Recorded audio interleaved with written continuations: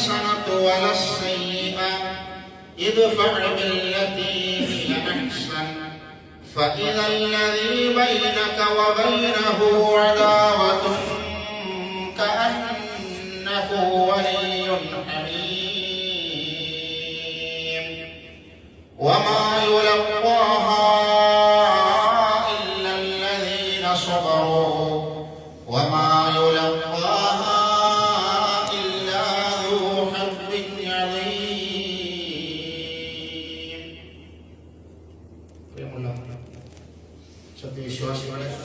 വിശ്വാസികളെ അള്ളാഹുവിന്റെ വിധിവിലക്കുകൾ ജീവിതത്തിന്റെ സമസ്ത മേഖലകളിലും പാലിച്ചുകൊണ്ട് യഥാർത്ഥ മുഅ്മിനുകളായി മുത്തഖികളായി ജീവിതം മുന്നോട്ട് കൊണ്ടുപോകണമെന്ന് ആദ്യമായി ഉപദേശിക്കുകയാണ് വസിയ്യത്ത് ചെയ്യുന്നത്. സഹോദരന്മാരെ സഹോദരികളെ, നമ്മൾ അള്ളാഹുവിന്റെ പ്രവാചകൻ സ്വല്ലല്ലാഹു അലൈഹി വസല്ലം വളരെ പുണ്യമുണ്ട് എന്ന് പറഞ്ഞ ശഅബാൻ മാസത്തിന്റെ അവസാനത്തിലേക്ക് നമ്മൾ പ്രവേശിച്ചു കഴിഞ്ഞിരിക്കുകയാണ്. ആദ്യ പകുതി പിന്നിട്ട് കഴിഞ്ഞു. മാസങ്ങളിൽ ഏറ്റവും പ്രധാനപ്പെട്ട ഏറ്റവും ശ്രേഷ്ഠമായ വിശുദ്ധ റമദാൻ മാസത്തിന്റെ അരികിലേക്ക് നമ്മൾ വന്നുകൊണ്ടിരിക്കുകയാണ്. രണ്ടാഴ്ച കൊണ്ട് ഒരു വിശ്വാസിയെ സംബന്ധിച്ചിടത്തോളം അവന്റെ മനസ്സിലും അവന്റെ ശരീരത്തിലും അവന്റെ കുടുംബത്തിലും അവന്റെ പ്രവർത്തനങ്ങളിലുമൊക്കെ സന്തോഷവും ആനന്ദവും ഈമാനും നിറയുന്ന അത്ഭുതകരമായ അത്ഭുതങ്ങൾ സംഭവിക്കുന്ന ഒരു മാസത്തിലേക്ക് നമ്മൾ പ്രവേശിക്കാനിരിക്കുകയാണ്. ഈ സമയത്ത് അതിന്റെ മുന്നോടിയായി ആ മാസത്തിലേക്ക് പ്രവേശിക്കുന്നതിന് മുൻപ് മാനസികമായി അതിനെ വരവേൽക്കാനും അതിനുവേണ്ടി തയ്യാറെടുക്കാനും ഒക്കെ റസൂലുള്ളാഹി സ്വല്ലല്ലാഹു അലൈഹി വസല്ലം ഹദീസിൽ വിശദീകരിച്ചിട്ടുണ്ട്. നമ്മളുടെ ജീവിതത്തിൽ വിശുദ്ധ റമദാനിലേക്ക് വരുന്നതിന് മുൻപ് ചില മാറ്റങ്ങളൊക്കെ നമ്മൾക്കുണ്ടാവണം. ജീവിതം ചിട്ടപ്പെടുത്തണം. റമദാൻ എന്ന് പറഞ്ഞാൽ അതിനാണ് നമ്മളെ സംസ്കരിക്കാനുള്ളതാണ്, നമ്മളെ നന്നാക്കാനുള്ളതാണ്. വിശുദ്ധ റമദാൻ എന്ന് പറയുന്നത് ഷഹ്റു റമദാൻ അതിനുള്ളതാണ്, നമ്മളെ സംസ്കരിക്കാൻ നന്നാക്കാൻ. അപ്പൊ നമുക്ക് ജീവിതത്തിൽ സംസ്കരണം ഉണ്ടാവണമെങ്കിൽ, തഖ്വ ഉണ്ടാവണമെങ്കിൽ ചിലതൊക്കെ നമ്മൾ മാറ്റി വെക്കേണ്ടി വരും, ചിലതൊക്കെ നമ്മൾ ജീവിതത്തിൽ കൊണ്ടുവരേണ്ടി വരികയും ചെയ്യും. അള്ളാഹുവിന്റെ പ്രവാചകൻ സ്വല്ലല്ലാഹു അലൈഹി വസല്ലം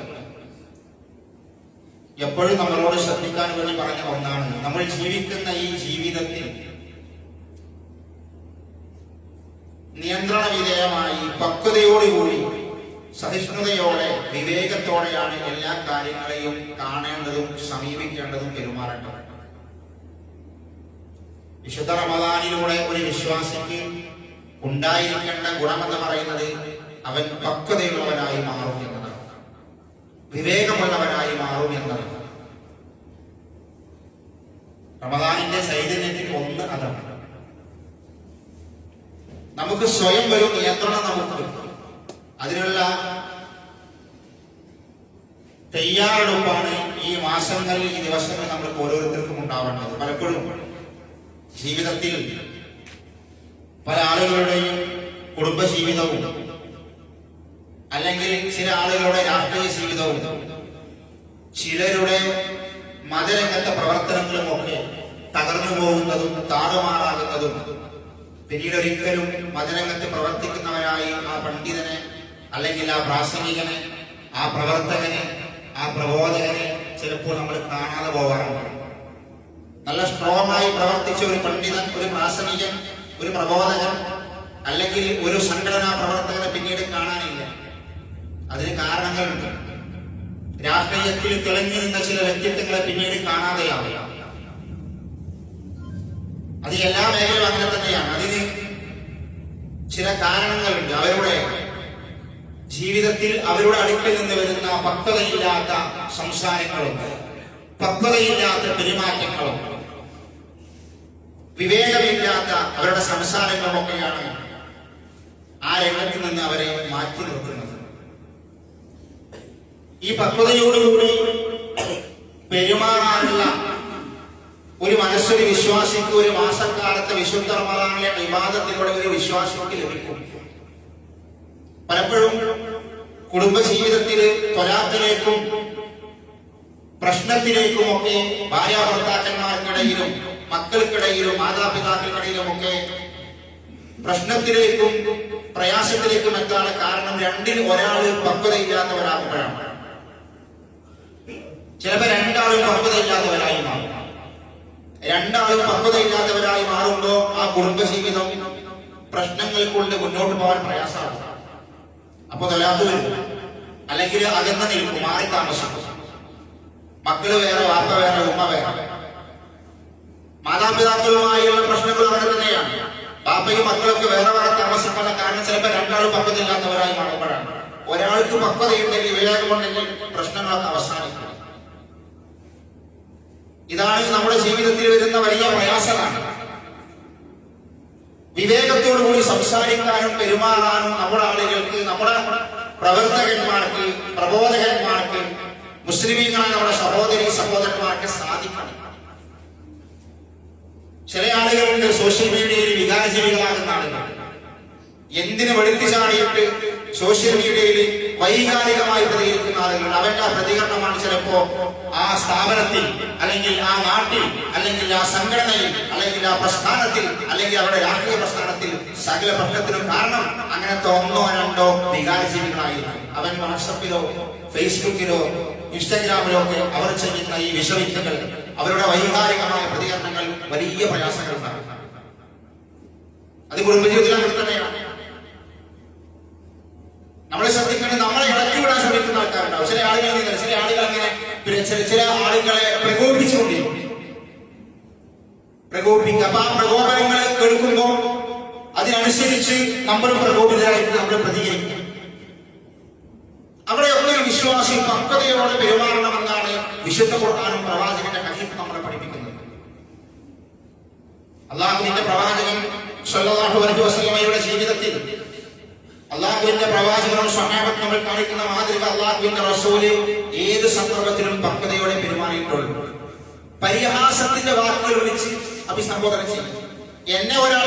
നമ്മളെ ഒരാൾ എന്ത് ചെയ്യാം, മോശപ്പെട്ട വാക്ക് വിളിക്കുക, നമ്മളെ ഒരാൾ പരിഹസിക്കുക, നമ്മളെ ഒരാൾ കളിയാക്കുക, നമ്മളെ തോന്നിവാസങ്ങൾ പറയാം. ആ സമയത്ത് നമ്മുടെ കൂട്ടത്തിൽപ്പെട്ട പല ആളുകളും അതേ നാളേക്ക് തിരിച്ചടിക്കും. അതിനേക്കാൾ മോശമായ തോന്നിവാസങ്ങൾ പറയും. നിയന്ത്രണം കൊണ്ട് പ്രയാസമായ പ്രശ്നങ്ങൾ ഉണ്ടാകും. അതങ്ങനെയല്ല. ചില വ്യക്തികളുണ്ട്, ഒരു വല്ലാത്ത മനസ്സിലുള്ള ആളുകളാണ് അവർ. എത്ര പ്രകോപിതരാക്കിയാലും അവരൊന്നും പുച്ഛിക്കും. വ്യക്തിപരമായി കൊണ്ട് വ്യക്തിഹത്യം പരസ്യമായി നടത്തിയാലും അവരോട് അതിനെക്കുറിച്ച് പറയുമ്പോൾ അവർ ഒന്ന് ചിരിക്കും,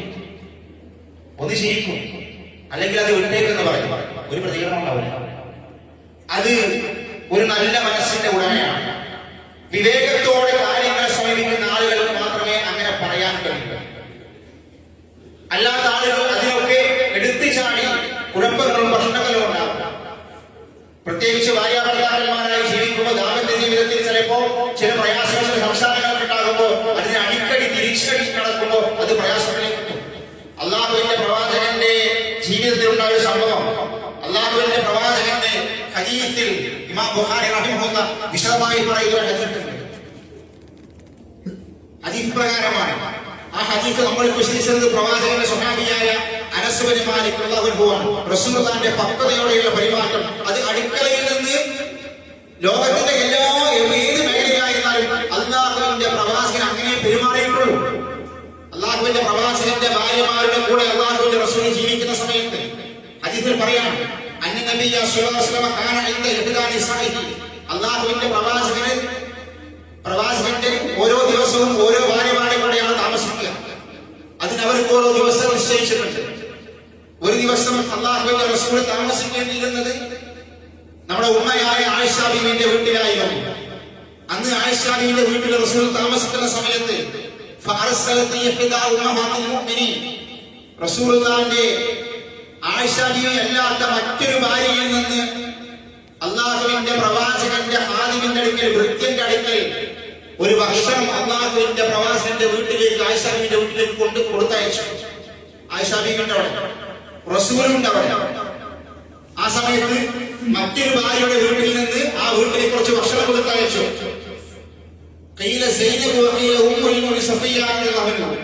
സൈനുദാന്റെ വീട്ടിലാണ് എന്നും പറയപ്പെടുന്നുണ്ട്, ഷഫിയ ബീവിന്റെ വീട്ടിലാണ് എന്ന് പറയപ്പെടുന്നുണ്ട്. രണ്ടിൽ ഒരു ഭാര്യയുടെ വീട്ടിൽ നിന്ന് ആയിഷ ബീവിന്റെ വീട്ടിലേക്ക് കുറച്ച് ഭക്ഷണം കൊടുത്തയച്ചു. അന്ന് റസൂല് അവിടെയാണ് താമസിക്കുന്നത്, ആയിഷ ബീവിന്റെ വീട്ടിൽ. റസൂലുള്ളാഹിന്റെ കൂടെ ആയിഷ ബീവിന്റെ വീട്ടിലേക്ക് കുറച്ച് വിരുന്നുകാരെ, കുറച്ച് അതിഥികൾ വന്നിട്ടുണ്ട്. റസൂല കൊണ്ടുവന്നതാണ് അവരുടെ വീട്ടിലേക്ക്. അവര് എല്ലാവരും കൂടെ കഴിക്കാൻ വേണ്ടി കുറച്ച് ഭക്ഷണം മറ്റൊരു ഭാര്യയുടെ വീട്ടിൽ നിന്ന് ആയിഷ ബീവിന്റെ വീട്ടിലേക്ക് കൊടുത്തയച്ചതാണ്. ആ ഭക്ഷണം അല്ലാഹുവിന്റെ പ്രവാചകൻ വാങ്ങി ആ ഭക്ഷണത്തിന് ആ പാത്രം വാങ്ങി ആ ഭക്ഷണം അല്ലാഹുവിന്റെ റസൂല് സ്വീകരിച്ച സമയത്ത് ആയിഷ ബീവിക്ക് ദേഷ്യം വന്നു. മറ്റൊരു ഭാര്യയുടെ വീട്ടിൽ നിന്നുണ്ടാക്കിയ ഭക്ഷണം എന്റെ വീട്ടിലേക്ക് കൊണ്ടുവന്നതിൽ ദേഷ്യം പിടിച്ചുകൊണ്ട് നമ്മുടെ ഉമ്മ ചെയ്ത പണി എന്താണെന്ന് നിങ്ങൾ, നമ്മുടെ ഉമ്മ ചെയ്തത് അല്ലാഹുവിന്റെ പ്രവാചകന്റെ വീട്ടിൽ വെച്ച് ആ ഭക്ഷണവും ആ ഭക്ഷണ പാത്രവും ആയിഷ ബീവി എറിഞ്ഞുടച്ചു. ഭക്ഷണത്തിൽ ആ പാത്രത്തിൽ ഭക്ഷണങ്ങൾ ഉണ്ടായിരുന്നു. അവിടെ റസൂലുള്ളാഹിന്റെ കൂടെ വന്നത് റസൂലുള്ളാഹിയും ഭാര്യയും മാത്രമല്ല, റസൂലുള്ളാഹിന്റെ കൂടെ അതിഥികളും ഉണ്ടായിരുന്നു. അവരുടെ മുന്നിൽ വെച്ചുകൊണ്ട് അവർ കേൾക്കെ കാണുകെ അല്ലാഹുവിന്റെ പ്രവാചകന്റെ ഭാര്യ നമ്മുടെ ഉമ്മ ആയിഷ ബീവി മറ്റൊരു ഭാര്യയുടെ വീട്ടിൽ നിന്ന് കൊണ്ടുവന്ന ആ ഭക്ഷണ തളിക ആ പാത്രം എറിഞ്ഞുടച്ചു. ഭക്ഷണവും കടന്നു കിടന്നു, പാത്രവും പൊട്ടിത്തെറിച്ചു. റസൂലുള്ളാഹി സ്വല്ലല്ലാഹു അലൈഹി വസല്ലം ആ സമയത്ത് ചെയ്ത അല്ലാഹുവിന്റെ റസൂലിന്റെ കയ്യിൽ നിന്ന് ആ പാത്രം അത് പൊട്ടി രണ്ട് മൂന്ന് കഷ്ണങ്ങളായി അത് ചിഹ്നിച്ചത്. റസൂൽ ചെയ്ത പണിയൊക്കെ അങ്ങനെ. റസൂൽ ഒന്നും മിണ്ടിയില്ല. ആ സമയത്ത് അല്ലാഹുവിന്റെ റസൂൽ ഒന്നും പ്രതികരിച്ചില്ല. കൂടെ അതിഥികൾ വരെയുണ്ട്. അവര് രണ്ടുപേര് മാത്രമല്ല, അതിഥികളുണ്ട് ആ വീട്ടില്. അവരുടെ കാണുന്ന ഈ പ്രവർത്തനങ്ങൾ അല്ലാഹുവിന്റെ റസൂൽ ചെയ്ത പണി. അല്ലാഹുവിന്റെ പ്രവാചകൻ ആ പൊട്ടിച്ചിതറി കിടക്കുന്ന പാത്രത്തിന്റെ കഷ്ണങ്ങൾ റസൂൽ അങ്ങനെ ശേഖരിച്ചു കൂട്ടി. റസൂൽ എഴുന്നേറ്റിട്ട് ആ പാത്രങ്ങൾക്ക് ഇങ്ങനെ ശേഖരിക്കാൻ തുടങ്ങി. അതിന്റെ പൊട്ടുകളൊക്കെ ശേഖരിക്കാൻ തുടങ്ങി. പിന്നീട് ആ ചിഹ്നിച്ചത് ഭക്ഷണങ്ങൾ ആ ഭക്ഷണം റസൂൽ അങ്ങനെ ശേഖരിച്ച് ഒരുമിച്ച് കൂട്ടി. ഇത് ആയിഷ ബീവി കാണാം. റസൂൽ ഒന്നും മിണ്ടിയില്ല, ഒന്നും പ്രതികരിച്ച റസൂലുള്ള അതൊക്കെ അങ്ങനെ ആ പൊട്ടിയ പാത്രം ഒരുമിച്ച് കൂട്ടി. ആ ഭക്ഷണം റസൂൽ അങ്ങനെ ഒരുമിച്ച് കൂട്ടി. എന്ന് റസൂലുള്ള തന്റെ കൂടെ വന്ന അതിഥികളുണ്ടല്ലോ അവരോട് റസൂൽ പറയുന്ന വാക്കുകൾ റസൂലുള്ള അവരോട് പറയാണ്, ഉമ്മക്കും നിങ്ങളുടെ ഉമ്മാക്ക് കുറച്ച് ദേഷ്യം വന്നു പോയിട്ടുണ്ട്. റസൂലിന്റെ പ്രതികരണമാണ്. സുഹൃത്തുക്കളെ, കൂടെ വന്നവരോട് പറയണം, നിങ്ങളുടെ ഉമ്മാക്ക് കുറച്ച് ദേഷ്യം വന്നു പോയിട്ടുണ്ട്.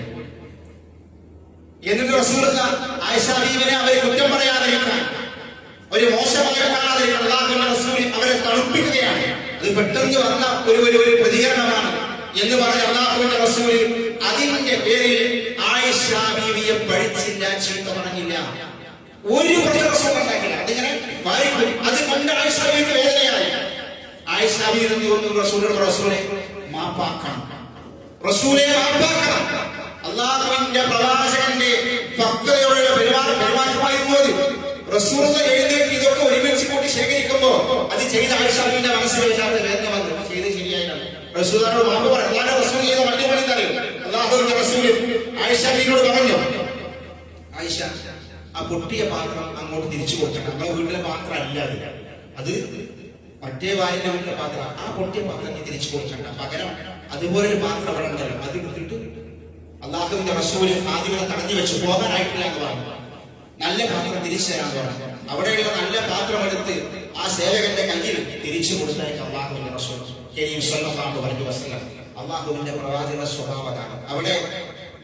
അവിടെ നമ്മൾ സ്വീകരിക്കുന്ന പ്രധാനപ്പെട്ട ഒരു രൂപതാണ് പക്വതയോടെ പെരുമാറുക. ഒരാൾ ഇങ്ങോട്ട് പറയുമ്പോഴേക്ക് തിരിച്ച് അങ്ങോട്ട് അതിനേക്കാൾ ശക്തമായിട്ട് പ്രതികരിക്കുക, അങ്ങോട്ട് അടിക്കുക, അങ്ങോട്ട് പ്രയാസപ്പെടുത്തുക. അതിനേക്കാൾ ശക്തമായിട്ട് പ്രതികരിക്കുമ്പോൾ കുടുംബത്തിൽ പ്രയാസങ്ങളുടെ പ്രശ്നങ്ങളുണ്ട്. അല്ലാഹുവിന്റെ പ്രവാചകൻ പക്വതയോടെ പെരുമാറിയ രംഗമാണ് ഹദീസിൽ അല്ലാഹുവിന്റെ റസൂലിന്റെ സ്വഹാബത്തും റസൂലിനെ പരിശീലിക്കുന്നത്. നമ്മൾ സ്വീകരിക്കണം. നമ്മളെങ്ങനെ പ്രകോപിക്കാൻ, നമ്മളെ പ്രയാസപ്പെടുത്താനൊക്കെ ആളുകളുണ്ടാകും. പക്ഷെ നമുക്ക് പക്വത വേണം, നമുക്കൊരു വിവേകം വേണം. എടുത്തു ചാടാൻ പാടില്ല. എടുത്തു ചാടി എന്റെ അഭിപ്രായങ്ങൾ പറയാം, അല്ലെങ്കിൽ പ്രതികരിക്കാം, അല്ലെങ്കിൽ ഞാൻ മോശക്കാരാകും. എന്റെ ഭാര്യ എന്നോട് ഇങ്ങനെ പറഞ്ഞിട്ട് ഞാൻ ഇത് പ്രതികരിക്കാതെ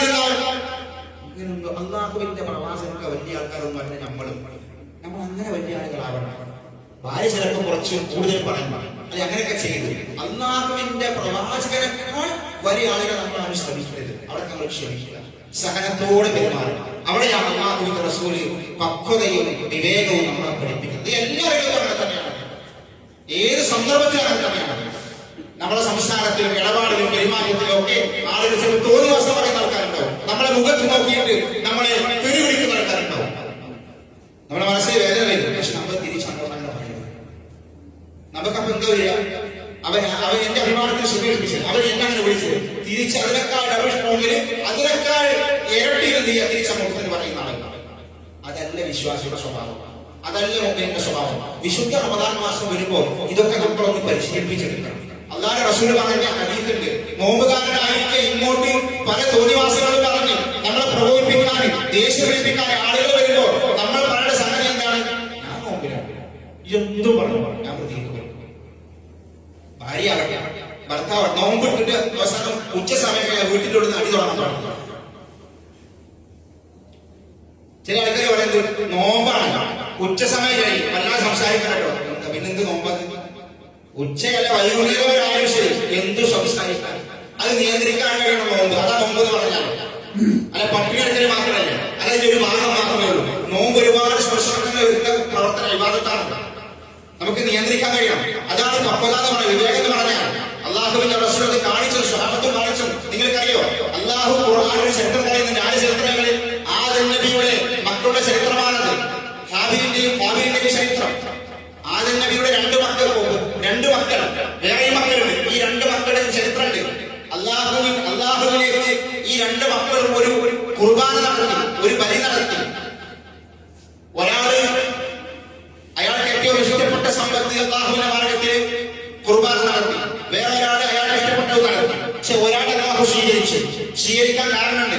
ഒരാൾ നടത്തിയത് ഇഖ്ലാസോട് കൂടിയാണ്, മറ്റവൻ നടത്തിയത് ഇഖ്ലാസ് ഇല്ലാതെയാണ്. ചരിത്രത്തിൽ പറയുന്നത് ഒരാൾ നല്ല ആടുകളെ വളർത്തുന്ന ആളായിരുന്നു, അയാളുടെ ഏറ്റവും നല്ല ആടിനെ അള്ളാഹുവിന്റെ മാർഗത്തിൽ കൊടുത്തു. വേറൊരാൾ കർഷകനാണ്, കാബീൽ കർഷകനാണ്. അവന്റെ കൃഷിസ്ഥലത്ത് ഏറ്റവും മോശമായതാണ് അവൻ കുർബാനയ്ക്ക് വെച്ചത്. അള്ളാഹു സ്വീകരിച്ചാണ് പറഞ്ഞത്.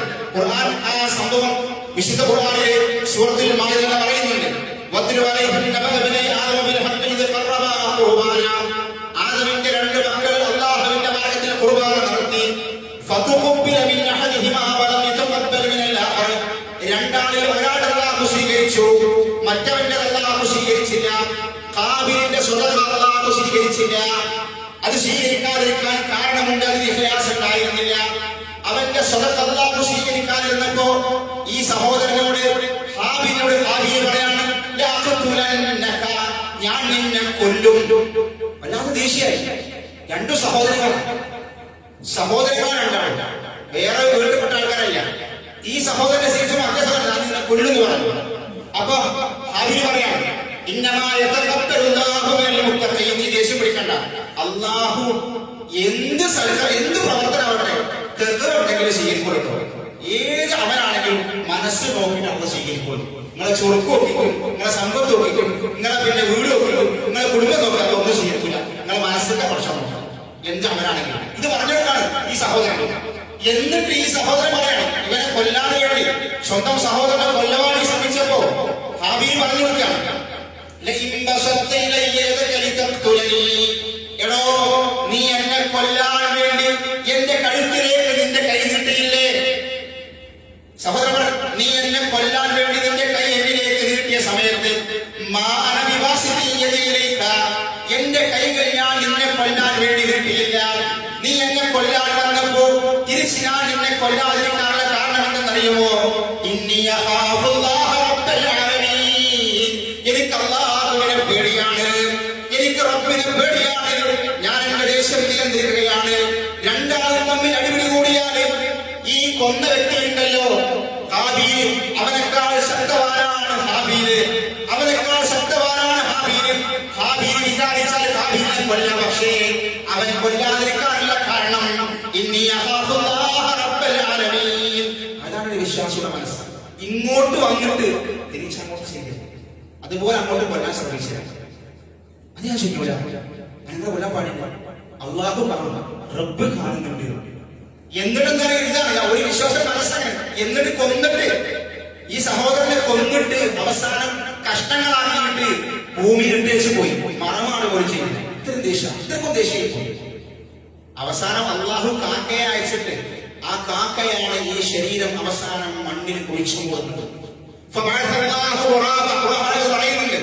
അപ്പോഴാണ് ഇവര് വേദന വന്നത്. സ്വന്തം സഹോദരൻ ഇങ്ങനെ ചെയ്തല്ലോ, പറ്റിപ്പോയല്ലോ, ഇവൻ സ്വയം വേദനിക്കണം. ഞാൻ പറയുന്നത് ഒരു മുസ്ലിമിന്റെ സ്വഭാവം ഇങ്ങോട്ട് എന്ത് ചെയ്താലും തിരിച്ചറിയാൻ തിരിച്ചറിയിക്കട്ടെ. ക്ഷമിക്കാനും ശ്രമിക്കാനും കഴിയണം. പക്വത വേണം, ഭാഗത വേണം, നമുക്ക് വിവേകം വേണം. ആ വിവേകം ഉണ്ടാകുന്ന സഹോദരങ്ങളെ പ്രശ്നങ്ങളെ ഏത് പ്രശ്നത്തിൽ നമുക്ക് വളരെ നിസ്സാരമായി കൈകാര്യം ചെയ്യാം. അതല്ലെങ്കിൽ സമൂഹത്തിൽ ഒരുപാട് പ്രശ്നം കുഴപ്പങ്ങളുണ്ടാവും. പുഞ്ചിരിച്ച് ക്ഷമിച്ച് സഹിച്ച് നേരിടാനുള്ള കഴിവ് നമുക്ക്. അള്ളാഹുവിന്റെ റസൂല് അങ്ങനെ ചെയ്ത് അള്ളാഹുവിന്റെ പ്രവാചകനെ കുറിച്ച് ഖുർആൻ പറഞ്ഞല്ലോ, പറഞ്ഞല്ലോ അള്ളാഹുവിന്റെ റസൂല് താങ്കൾ നല്ല മനസ്സിലായതുകൊണ്ട് എല്ലാവർക്കും കാരുണ്യം കൊടുത്തു. ആ ഒരു മനസ്സ് നമ്മൾക്ക് ഉണ്ടാവണം. അതിനുവേണ്ടി നമ്മൾ പണിയെടുക്കണം, അതിനുവേണ്ടി പരിശ്രമിക്കണം. അള്ളാഹു സുബ്ഹാനഹു വ തആല നമുക്ക് തൗഫീഖ് നൽകുമാറാകട്ടെ. അൽഹംദുലില്ലാഹ് അൽഹംദുലില്ലാഹിൽ വാഹിദുൽ ഖഹ്ഹാർ അൽ അസീസുൽ ഗഫ്ഫാർ മുകബ്ബിറുൽ ലൈലി അമ്മാ ബഅദ് ഇത്തഖുല്ലാഹ ഇബാദല്ലാഹ്. ഒരിക്കൽ കൂടി അള്ളാഹുവിന്റെ വിധിവിലക്കുകൾ ജീവിതത്തിന്റെ സമസ്ത മേഖലകളിൽ പാലിച്ചുകൊണ്ട് യഥാർത്ഥ മുഖ്യങ്ങളായി മുത്തഖികളായി ജീവിതം മുന്നോട്ട് കൊണ്ടുപോകണമെന്ന് ഉപദേശിക്കാൻ വസിയത്ത് ചെയ്തു. സഹോദരന്മാരെ സഹോദരൻ, കഴിഞ്ഞ ഒരാഴ്ചയധികമായി നമ്മളുടെ വിഷ്വൽ മീഡിയയിലും പ്രിന്റ് മീഡിയയിലും ഒക്കെ ഏറെ ചർച്ച ചെയ്തുകൊണ്ടിരിക്കുന്ന വിഷയമാണ് ആത്മഹത്യ എന്നത്. അതിന് കാരണങ്ങളുണ്ട്. കോൺഫിഡന്റ് ഗ്രൂപ്പിന്റെ മുതലാളിയായ വലിയ സമ്പന്നനായ റോയ് അദ്ദേഹത്തിന്റെ സ്വന്തം പിസ്റ്റൾ ഉപയോഗിച്ചുകൊണ്ട് സ്വന്തത്തിലേക്ക് വെടിവെടുക്കുക ആത്മഹത്യ ചെയ്തു. ഇതിങ്ങനെ ദിവസങ്ങളോളം ചർച്ച ചെയ്തുകൊണ്ടിരിക്കുകയാണ്. നമ്മുടെ മാധ്യമങ്ങൾ വിഷ്വൽ മീഡിയയിലും വെല്ലുവിളിയിലൊക്കെ ഇതിങ്ങനെ ചർച്ച ചെയ്തുകൊണ്ടിരിക്കുകയാണ്. അദ്ദേഹം എല്ലാവരും പറയും അറിയപ്പെട്ട സമ്പന്നനാണ്, ഒരുപാട് രാജ്യങ്ങൾ കൊട്ടാരങ്ങളിൽ ആളുകളാണ്, അറിയപ്പെട്ട ഏറ്റവും പ്രധാനപ്പെട്ട 3, 4, 6 ഒരു കാർ ഉടമപ്പെടുത്തിയ വലിയ സമ്പന്നനാണ്. എന്നിട്ടും അദ്ദേഹം സ്വന്തം പിസ്റ്റൾ ഉപയോഗിച്ചുകൊണ്ട് അദ്ദേഹം ശരീരത്തിലേക്ക് വെടിവെച്ച് അദ്ദേഹം ആത്മഹത്യ ചെയ്യാം. അതുപോലെ കുറെ ആളുകളുണ്ട് ചരിത്രത്തെ പ്രകാരം കാണാൻ കഴിയും. ഇന്റർനെറ്റ് സംഭവം നമുക്കറിയാം. വേറെ കുറെ ആൾക്കാരെ ഇതുപോലുള്ള സംഭവം നമുക്കറിയാം. നമ്മുടെ നാട്ടിൽ ഇങ്ങനെ ഇപ്പൊ ഈ ആത്മഹത്യ ഈ പ്രവണത ഇങ്ങനെ വർദ്ധിച്ചു വരികയാണ്. പ്രണയം തുടങ്ങിയിട്ട് പാതി വഴി വെച്ചുകൊണ്ട് അതിന്റെ പേരിൽ ആത്മഹത്യ ചെയ്യുന്ന ആളുകളാണ്. ഇപ്പൊ അടുത്തൊരു വാർത്ത വന്നല്ലോ, കൊറിയർ ഗെയിം. കൊറിയർ ഗെയിം എന്ന ഒരു ഗെയിമിന്റെ പിന്നാലെ പോയി 3 കുട്ടികൾ ആത്മഹത്യ നടത്തിയ സംഗതികൾ, ഇങ്ങനെ കുറെ സംഗതികളുണ്ട്. അതല്ലാതെ ഒരുപാട് ഇപ്പൊ ബസ്സിൽ പോയി സെൽഫി എടുത്ത് ഒരു പെൺകുട്ടി വളരെ മോശമായി ചെയ്ത പണി വളരെ മോശമാണ്. അതിന്റെ പേരിൽ മാനം കൊണ്ടൊരു സഹോദരൻ ഈ ആത്മഹത്യയെ മഹത്വവൽക്കരിക്കാൻ കുറെ ആൾക്കാർ ചെയ്യുന്നത്. അത് വാട്സാപ്പിലും ഫേസ്ബുക്കിലൊക്കെ ആത്മഹത്യ എന്തോ ഒരു നീയമായി കൃത്യമായിട്ട് ജനത്തിന്റെ മുന്നിലേക്ക് അവതരിപ്പിക്കുക വളരെ മോശപ്പെട്ട പണിയാണ്. ലോകത്തെ ഏറ്റവും വലിയ വീര്യം ചെയ്യുന്ന പണിയാണ് പറയുന്നത് ഈ സ്വയം ജീവൻ കൊടുക്കുന്നത്. ഈ റോയ് മരണപ്പെട്ടു, വേറെ കുറെ ആളുകൾ മരണപ്പെട്ടു. പക്ഷെ ഇതിന്റെ കാരണം എന്തായാലും പറയുന്നില്ല. കാരണത്തിലേക്കാണ് നമ്മൾ വരുന്നത്. ഈ സമാധാനത്തെ കുറിച്ച് ചർച്ച ചെയ്യുമ്പോഴേ ഈ സമാധാനം ഈ വേൾഡ് ഹാപ്പിനെസ് റിപ്പോർട്ട് കഴിഞ്ഞ 2025 പുറത്തുവിട്ടിരുന്നു. ഏറ്റവും അധികം സന്തോഷമുള്ള രാജ്യങ്ങൾ ഏതാണ്? അതിന് ഒന്നാമത്തെ ഫിൻലാൻഡാണ് ഏറ്റവും അധികം സന്തോഷം. 2 ഡെൻമാർക്ക്, ഇങ്ങനെ ഓരോ രാജ്യങ്ങളുടെ പേരുകൾ. ഇന്ത്യക്ക് 126ലാണ് ഇന്ത്യ രാജ്യം. സൗദി അറേബ്യ 128ലാണ്. ഏറ്റവും സന്തോഷമുള്ള രാജ്യങ്ങളുടെ കൂട്ടത്തിൽ ഫിൻലാൻഡും ഡെൻമാർക്കും ആണ്. പക്ഷെ ചരിത്രം ഒന്നുകൂടെ പരിശോധിച്ചു. ഈ ഏറ്റവും സന്തോഷം നിറഞ്ഞ ഈ രാജ്യത്തെ ആത്മഹത്യാ നിരക്ക് 13.13%. ഡെൻമാർക്കിലാണ്. ഇവര് 6ാം നൂറ്റാണ്ട് എന്നൊക്കെ പറഞ്ഞുകൊണ്ട് പരിഹസിക്കുന്ന സൗദി അറേബ്യയിലെ ആത്മഹത്യ നിരക്ക് 0.0. എന്താ കാരണം? ആ കാരണങ്ങൾ പരിശോധിച്ചു. ഇപ്പൊ നമ്മുടെ നാട്ടിലൊക്കെ കുറെ കുട്ടികൾ മരിക്കുന്നുണ്ട് ഈ ആത്മഹത്യ ചെയ്തിട്ട്. അതൊക്കെ ഏത് കുട്ടികളായാലും മതരംഗത്തിൽ പ്രവർത്തിക്കുന്ന, നിസ്കരിക്കുന്ന, പള്ളിയിൽ പോകുന്ന, എന്തെങ്കിലുമൊക്കെ ദീനീ പ്രവർത്തനത്തിലുള്ള കുട്ടികളൊന്നും അങ്ങനെ ആത്മഹത്യ ചെയ്യാറില്ല. കുറച്ചൊക്കെ ഇതിന്റെ അടിസ്ഥാന കാരണങ്ങൾ മരണത്തിന് ശേഷം ഒരു ജീവിതം എന്നുള്ള വിശ്വാസം ഇല്ലെങ്കിൽ ഇതൊക്കെ ഇങ്ങനെ ഉണ്ടാവും. അടിസ്ഥാന കാരണം നമ്മൾ പരിശോധിക്കേണ്ടത് മരണത്തിന് ശേഷമുള്ള പരലോകബോധം ഇല്ലാത്തല്ല. ഒരു പ്രയാസം ഒരു ബുദ്ധിമുട്ട് വരുമ്പോഴേക്ക് ഇതോടെ എല്ലാം കഴിഞ്ഞു എന്നാണ്. ഒരു വിശ്വാസിക്ക് ഒരു മുമ്പിന്റെ പ്രശ്നമില്ല. കാരണം എന്ത് പ്രശ്നത്തെങ്കിലും ഒരു അത്തവാണിയുണ്ട്, പറയാൻ ഒരാളുണ്ട്. എന്ത് ബുദ്ധിമുട്ടൊക്കെയും പറയാൻ ഒരാളുണ്ട്. അതിന് ആ ഒരു വിശ്വാസം, അതൊരു ധൈര്യമാണ്, ഒരു മനോധൈര്യമാണ്. അത് നമ്മൾ മനസ്സിലാക്കേണ്ട സമയം നമ്മുടെ കുട്ടികൾക്കൊക്കെ ഇപ്പൊ വളർന്നു വരുന്ന കുട്ടികൾക്കൊന്നും ഇതില്ല. ഇത് പഠിപ്പിച്ചൊക്കെ നമ്മൾ അള്ളാഹിനെ കുറിച്ചുള്ള ബോധം, പരലോക ബോധം, മരണചിന്ത, അത് അടിസ്ഥാനമാണ്. അതില്ലെങ്കിൽ ഇത് വർദ്ധിച്ചുകൊണ്ടേ. ഇതുകൊണ്ട് സഹോദരന്മാരെ സഹോദരികൾ പ്രത്യേകം നമ്മൾ ശ്രദ്ധിക്കുക. കുട്ടികൾ, ചെറിയ കുട്ടികൾ മുതൽ ഈ ഒരു മരണചിന്തയും പരലോക ബോധം, ഈമാനും മനസ്സിലുള്ള ബോധങ്ങൾ മനസ്സിൽ ഉറപ്പിച്ചു കൊടുത്താൽ ഒരെവിടെ പോയാലും വഴിവഴിക്കും എന്ന് സംഭവിക്കൂല. അള്ളാഹു നമ്മളെ കാത്തുരക്ഷിക്കുമാറാവട്ടെ. اللهم اغفر للمؤمنين والمؤمنات والمسلمين والمسلمات الاحياء منهم والاموات انك مجيب الدعوات يا قاضي الحاجات. اللهم اجرنا من النار، اللهم اجرنا من النار، اللهم اعز الاسلام والمسلمين واذل الشرك والمشركين. اللهم يا مقلب القلوب ثبت قلوبنا على دينك. اللهم توفنا مسلما والحقنا بالصالحين. ربنا آتنا في الدنيا حسنة وفي الآخرة حسنة وقنا عذاب النار. آمين آمين برحمتك يا أرحم الراحمين. والحمد لله رب العالمين. اللهم صل على